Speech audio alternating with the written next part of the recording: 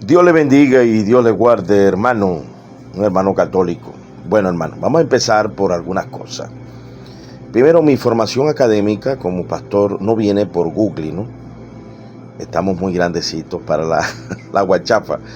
Decimos acá en Venezuela.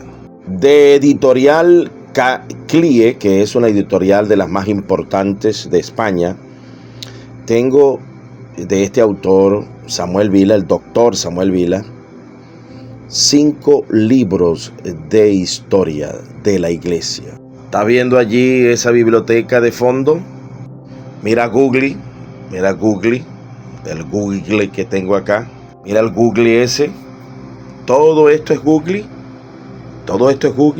Así que el registro histórico que nosotros tenemos a través de los siglos no viene de una página en internet. Por supuesto, nosotros yo tengo 25 años como profesor académico en Venezuela, ya me estoy jubilando.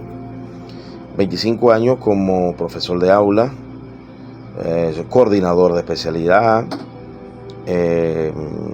subdirector administrativo, subdirector técnico, supervisor educativo. Así que no estamos jugando con la desinformación. Primero colegiamos las cosas desde el punto de vista secular. Usted puede ir a Wikipedia, que es una página que no es tan confiable, pero ya ahí puedes empezar. Y luego allí te vas a ir documentando por documentos PDF.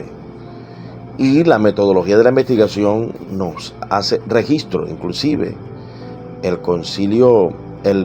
Catecismo Católico habla de la didaché. Cuando tú estudias los 16 capítulos de la didaché, que los reconoce tu Catecismo Católico en el numeral 1696, reconoce la didaché. Allí en la didaché aparece apóstoles, profetas, maestros de la palabra. Aparece la revisión del profeta, del don de profecía. Entonces, cuando hablamos de que tenemos patrística, historia de la patrística, desde la patrística del año 70, estamos hablando de fenómenos sobrenaturales que siguieron ocurriendo en hermanos, como en el caso de los montanos, de los novacianos, que fueron los estrictos de Roma, de Hipólito, y estas comunidades separadas del relajamiento de la iglesia de Constantino, porque evidentemente Constantino estableció un orden jerárquico que no existía antes de que él llegara con su maldad.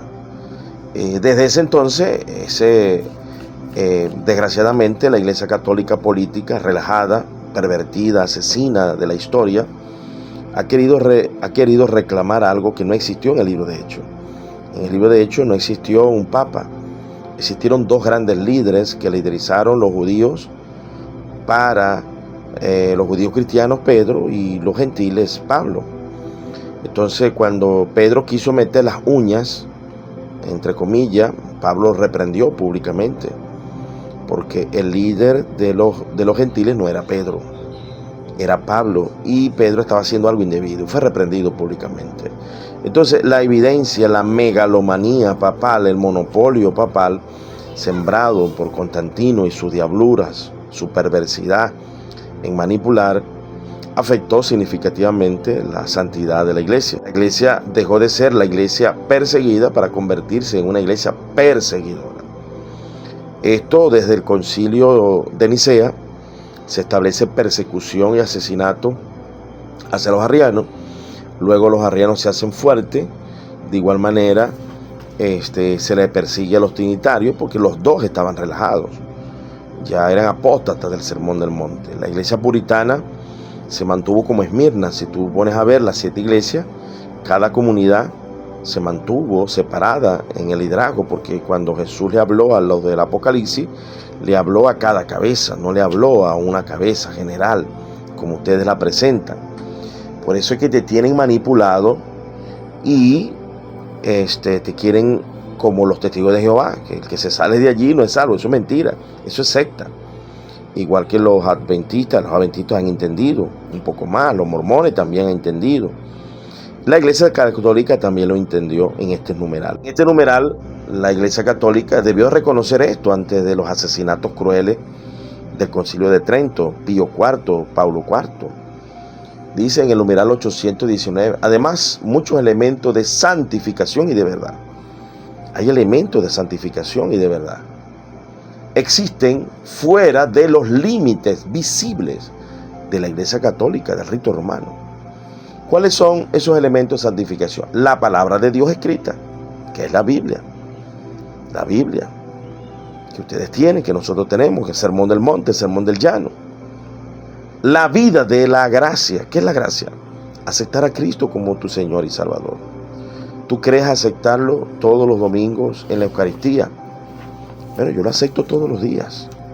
Todos los días en mi contemplación, en mi oración, acepto a Jesús y pido perdón.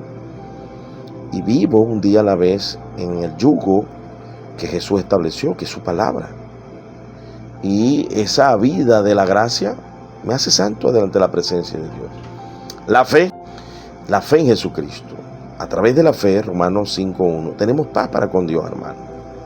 A través de la fe que en un papa, que sean pervertidos, muchos de ellos asesinos como Pío IV, Pablo IV, los pervertidos del año 1300, del año 1000, que se excomulgaron públicamente y quedamos sin papa, hermano.